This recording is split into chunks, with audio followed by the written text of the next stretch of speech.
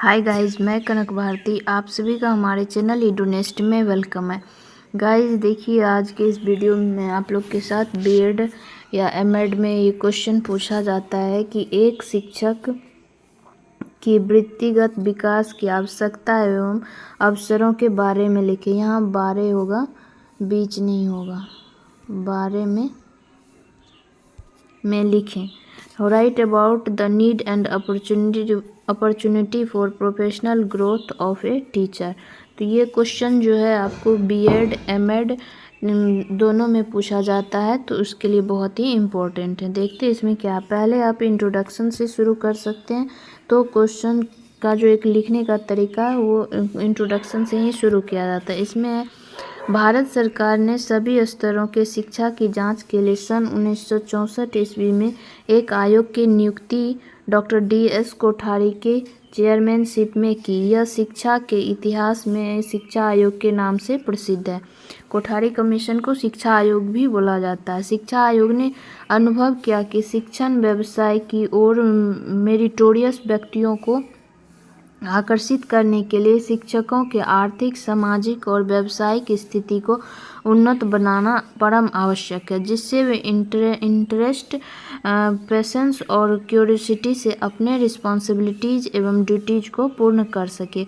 इस बात को ध्यान में रखकर शिक्षा आयोग ने शिक्षकों की स्थिति में सुधार लाने के विचार से निम्नलिखित सुझाव दिए। पहला है वेतन व आर्थिक लाभ। गवर्नमेंट ऑफ इंडिया द्वारा विद्यालय शिक्षकों का न्यूनतम वेतन क्रम स्केल ऑफ पे निर्धारित किया जाए। सभी विद्यालय शिक्षकों के वेतन क्रम में समानता के सिद्धांतों को अपनाया जाए, चाहे वे गवर्नमेंट स्कूल में कार्य कर रहे हो या गैर सरकारी स्कूल में। यूनिवर्सिटीज और उससे संबंधित कॉलेजेज में टीचर्स के वेतन क्रम में पर्याप्त रूप से वृद्धि की जाए और उनके वेतन क्रमों में पाए जाने वाले डिफरेंस को समाप्त करने का प्रयत्न किया जाए। शिक्षा आयोग ने शिक्षा के विभिन्न स्तरों पर शिक्षकों के लिए विभिन्न वेतन क्रमों का सुझाव दिया। श्री छागला ने इन सुझावों को शिक्षकों का महाधिकार पत्र बताया, जिसको मैग्ना कार्टा बोला जाता है। वस्तुतः शिक्षा आयोग ने इन वेतन क्रमों का सुझाव देकर शिक्षण व्यवसाय को आकर्षक बनाने का प्रयास किया है। यहाँ पे ये जो पेज फोल्ड है, इसी वजह से वो वर्ड नहीं दिख रहा है। दूसरा पॉइंट है विद्यालय शिक्षकों के वेतन क्रमों का क्रियान्वयन।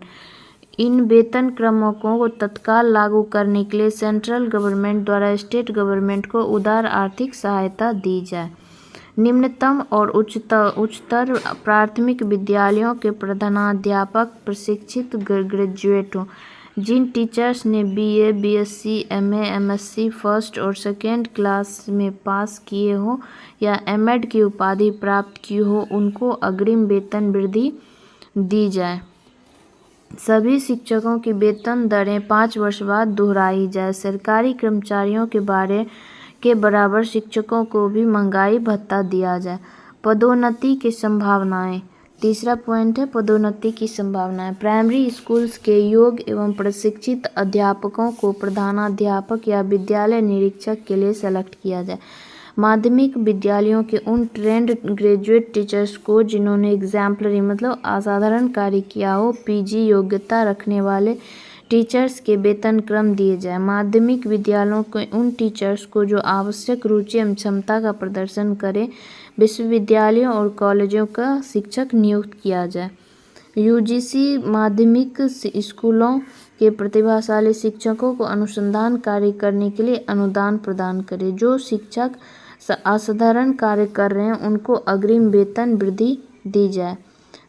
असाधारण और प्रतिभाशाली व्यक्तियों को विश्वविद्यालय अनुदान आयोग के परामर्श से 1600 से 1800 के विशेष वेतन क्रम से भी अधिक दिया जाए। चौथा पॉइंट है सेवानिवृत्ति लाभ।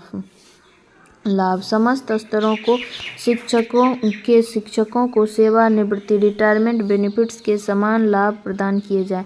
शिक्षकों को वे सभी निवृत्ति लाभ दिए जाए जो भारत सरकार के कर्मचारियों को प्राप्त है। सभी शिक्षकों के लिए त्रिमुखी लाभ योजना, triple benefit scheme, provident fund, pension और इंश्योरेंस को लागू किया जाए। लागू किया। सेवानिवृत्ति के आयु सामान्यतः 60 वर्षों परंतु विशेष कंडीशंस में इसे 65 वर्ष तक बढ़ाया जा सकता है। प्रोफेसर लोगों का है 65 वर्ष तक। कार्य और सेवा की दशाएं। शिक्षा सेवाओं में कार्य की दक्षताओं को इस प्रकार सुधारा जाए जिससे शिक्षक को उच्चतम कुशलता के अनुसार कार्य कर सके। शिक्षकों को 5 वर्ष में कम से कम एक बार भारत के किसी भी भाग में घूमने के लिए उनके वेतन के अनुसार रियायती दर पर रेलवे टिकट देने की योजना बनाई जाए। फिर अगला पॉइंट है शिक्षकों के आवास की व्यवस्था करने के लिए निम्नलिखित कार्य किए जाए। रूरल एरियाज में टीचर्स को आवास प्रदान करने के लिए प्रत्येक प्रकार का प्रयत्न किया जाए और राज्य सरकारों द्वारा इनके लिए पृथक रूप से अनुदान दिया जाए। गृह निर्माण के लिए टीचर्स को लो इंटरेस्ट रेट पर लोन प्रोवाइड किया जाए। बड़े नगरों में शिक्षकों को मकान के किराए के लिए भत्ता देने की व्यवस्था की जाए। पर्सनल ट्यूशन को कंट्रोल किया जाए। टीचर्स को जो इलेक्शन में पार्टिसिपेट करने पर किसी प्रकार का रिस्ट्रिक्शन न लगाया जाए। ट्राइबल एरियाज़ के टीचर्स को विशेष भत्ते, उनके बालकों की शिक्षा के लिए सहायता तथा अवसर प्रदान किया जाए। अध्यापिकाओं को कक्षा के विभिन्न स्तरों पर नियुक्ति को प्रोत्साहित किया जाए। उनको अधिकाधिक अंशकालीन कार्य करने की सुविधाएं दी जाए। रूरल एरियाज़ में उनके आवास की समुचित व्यवस्था की जाए। स्त्रियों को पत्र व्यवहार द्वारा शिक्षा, कोरेस्पोंडेंस कोर्सेज की अधिक से अधिक सुविधाएं दी जाए। छठा पॉइंट है नागरिक अधिकार। शिक्षकों को सभी नागरिक अधिकार का उपयोग करने की फ्रीडम दी जाए। जब वे किसी सार्वजनिक पद को ग्रहण करें तब उन्हें शिक्षा संस्थान से अवकाश प्रदान किया जाए। उस वक्त का पाबंद उन्हें वक्त का पाबंद होना चाहिए। फिर उन्हें अपने प्रत्येक कार्य में अनबायस्ड होना चाहिए।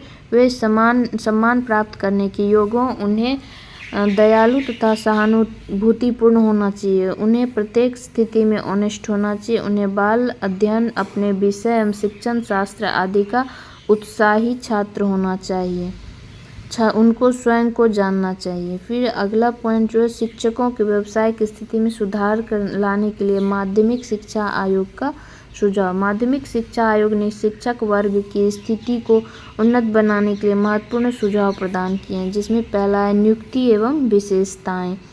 इसमें समस्त प्रकार के विद्यालयों में शिक्षकों के चुनाव एवं नियुक्ति के लिए एक सी नीति अपनाई जाए। प्रशिक्षित अध्यापक के लिए सामान्यतः प्रशिक्षण काल 1 वर्ष का होना चाहिए। निजी संस्थाओं तथा स्थानीय संस्थाओं द्वारा संचालित सभी विद्यालयों में शिक्षकों की नियुक्ति के लिए चुनाव समिति होनी चाहिए, जिसमें प्रधानाचार्य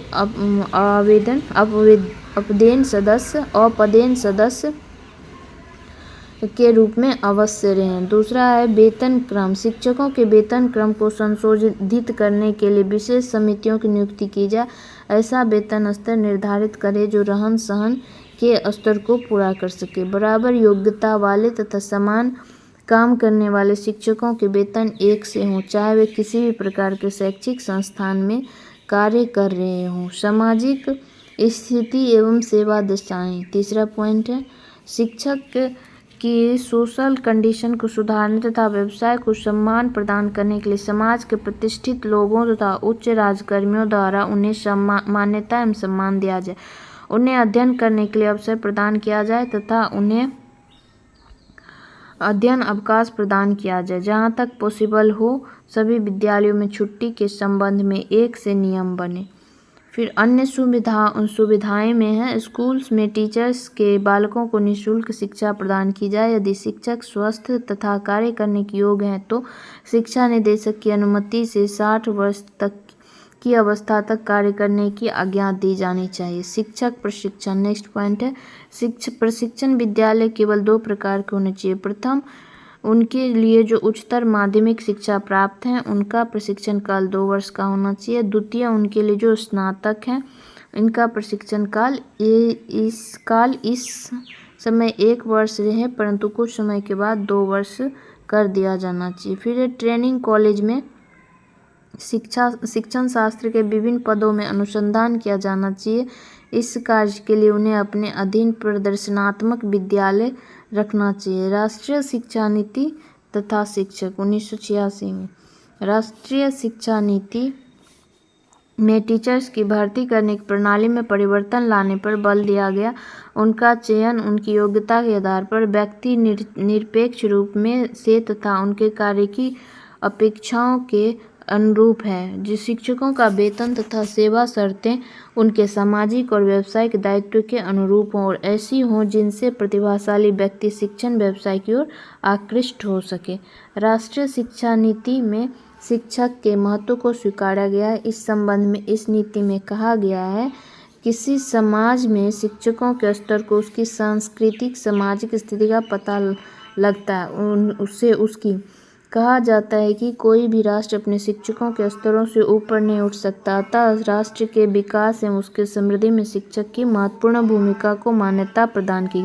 इस कारण राष्ट्रीय शिक्षा नीति में उसकी स्थिति में सुधार लाने के लिए कुछ उपायों पर बल दिया जाए, साथ ही उस पर कुछ दायित्व भी डाले जाए। शिक्षा के क्षेत्र में शिक्षकों की भूमिका के महत्व को ध्यान में रखते हुए राष्ट्रीय शिक्षा नीति में शासन और समुदाय द्वारा ऐसी स्थितियां उपस्थित करने पर बल दिया गया जिनसे शिक्षकों को रचनात्मक तथा सृजनात्मक कार्यों के लिए प्रेरणा और प्रोत्साहन मिले और वे शिक्षा के क्षेत्र में नवीन प्रयोग करने में समर्थ हो। तो गाइज इस कंक्लूजन, इसके बाद आप कंक्लूजन लिख सकते हैं, कंक्लूजन आप लिख सकते हैं। और इस वीडियो में इतना ही है। अगर आप लोग को वीडियो मतलब हेल्पफुल लगे तो ज़रूर से ज़रूर चैनल को सब्सक्राइब कीजिए, लाइक कीजिए और शेयर भी कीजिए। अगर कोई क्वेश्चन बीएड से या मेड से रिलेटेड हो तो कमेंट सेक्शन में ज़रूर बताइए। मैं कोशिश करूँगी कि उसका नोट्स प्रोवाइड कर पाऊँ। धन्यवाद।